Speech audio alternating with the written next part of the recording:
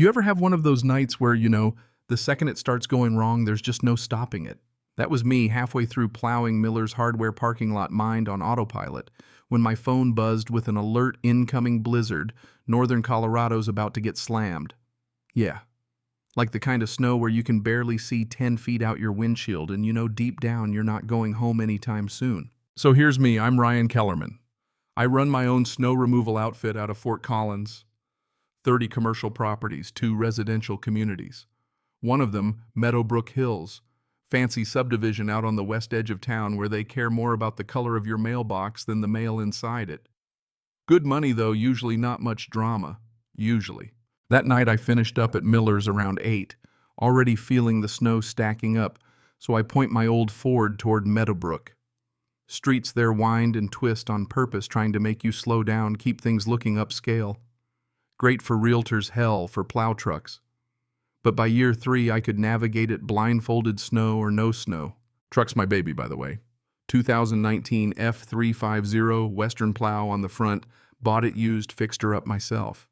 Regular maintenance fluids, new tires every season. Plow blade always sharp. In this business, one busted hose and you're done for the year. So I'm coming into Meadowbrook, flipping on my amber lights, dropping the blade wipers, flapping like mad. The snow's just relentless. I'm working the main drag, pushing everything into the HOA-approved snow zones. Yes, those exist when I spot headlights coming at me on Oakmont Circle. At first, nothing unusual. Residents have places to be storm or not. But this car, something's off. It's moving way too fast for conditions 25-30 easy on a road where 10 would be pushing it. And it's weaving a bit like the driver's fighting to keep control. I pull way over slow to a crawl. My truck isn't small and the plow adds another few feet. No way I'm blocking the road, but I want to be sure. I actually come to a complete stop, amber lights cutting through the snow, just waiting. This Lexus SUV, bright white because of course, comes barreling toward me, not slowing down at all. And then right in front of me it fishtails. Tires lock up, car slides sideways, and I watch it all happen, helpless as the whole passenger side slams right into the front corner of my plow. Crunch of metal, crack of plastic, felt it through my whole cab. For a heartbeat, it's dead quiet.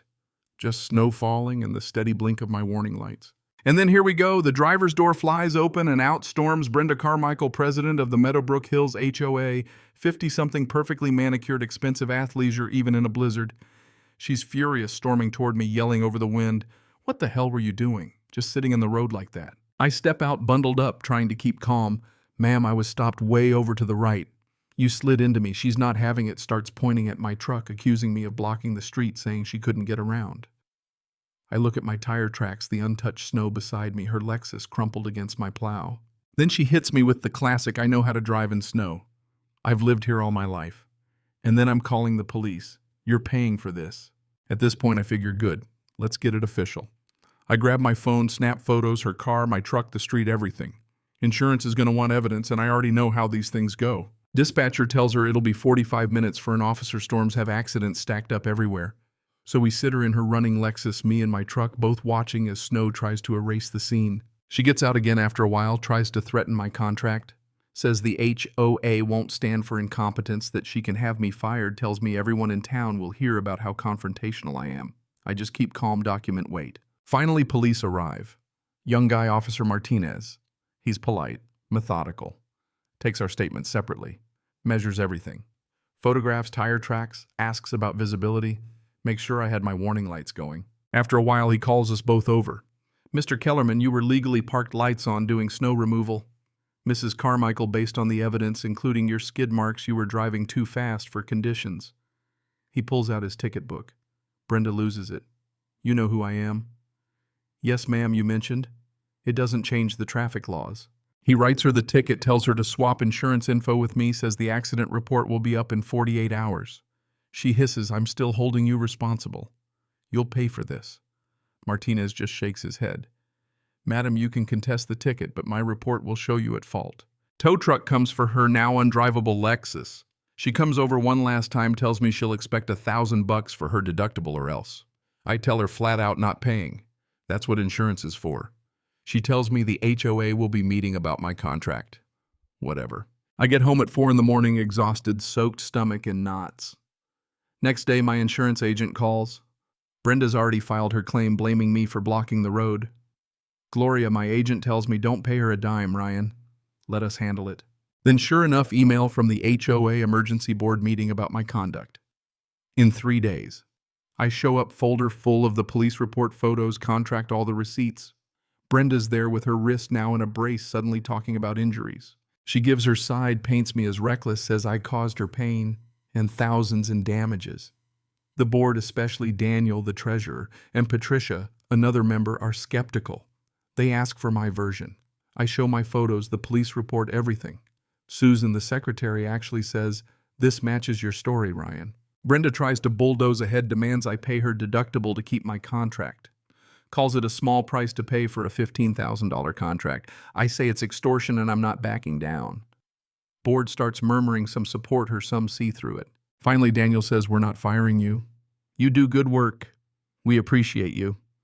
Brenda storms out, swears she'll take me to small claims court. And she does. She sues me for almost $4,000 deductible medical costs, pain and suffering. My insurance company sets me up with a lawyer, Thomas. Calm collected, tells me we've got the police report photos, everything in our favor.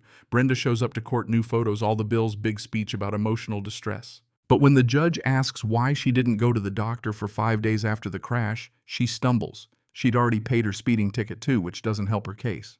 My lawyer lays out all the evidence, street width, tire tracks, delay in seeking treatment. Judge Morrison looks at it all, looks Brenda in the eye and says, "Case dismissed." Brenda's face just drains. She starts to protest. Judge tells her it's over. Tells her she can appeal, but honestly, there's no appeal. Evidence is evidence. You'd think that'd be the end, but Brenda's just getting warmed up. She files complaints with the city, says I'm trespassing, says my truck leaks oil, says I work outside allowed hours. Police come out, inspect, city checks, every claim gets shot down, but it eats my time. I document everything, photos, logs, the works. Online, she starts posting fake reviews, tries to get my other clients to drop me. Most see through it, but I lose one commercial contract to the noise. Then she files a false complaint with the Secretary of State about my business license. Now she's really crossed a line. My lawyer sends her a cease and desist listing everything. 3 days later, Daniel from the HOA calls. Brenda's out. We found out she used HOA funds to pay for a private investigator to dig up dirt on you. She's gone, Ryan. Board voted her out. Weeks later, Officer Martinez calls Brenda's being investigated for filing multiple false police reports. In the end, she's charged, gets probation, a fine, has to repay the HOA thousands she misused. The community settles back down. Board even gives me a bonus $2,000. Offers me the contract for next winter. I accept. Why not? Most people here were decent.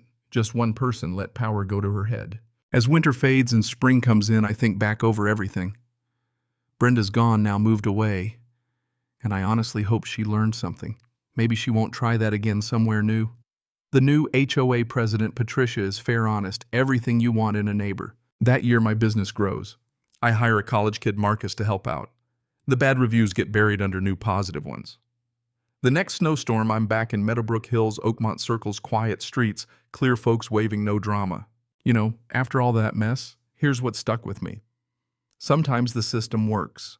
It's slow, it's stressful, but with the right documentation and a little bit of backbone, truth has a way of surfacing. It'd have been easier, way easier to just pay her off. $1,000 done with the drama. But I knew if I did that, the next Brenda would come along expecting the same. Sometimes the cost of doing the right thing is high. But the cost of giving in, that's higher. I'm not saying every HOA is a nightmare or that all power corrupts. Most folks, even board members, just want their neighborhood to run smooth.